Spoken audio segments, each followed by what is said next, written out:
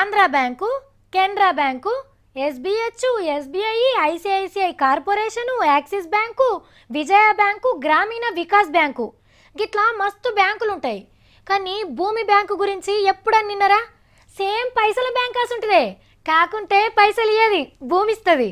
ఎద్దున్నోనికి బుద్ధి ఉండదు, బుద్ధున్నోనికి ఎద్దుండది. ఈ రెండున్నోనికి భూమి ఉండదు మన దేశంలో.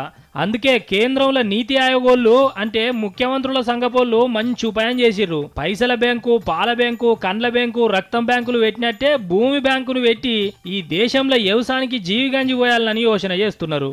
మరి నడుమ వ్యవసాయం చేసుకొని బతుకుతాను అనుకునేటోళ్ళు ఎవరన్నా ఉన్నారా?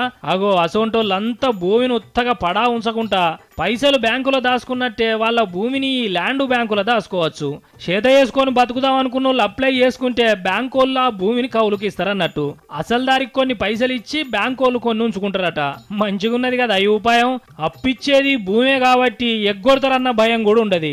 పని లేని వాళ్ళకు పనిచ్చినట్టు, దేశంలో వ్యవసాయాన్ని బతికిచ్చినట్టు అవుతుంది.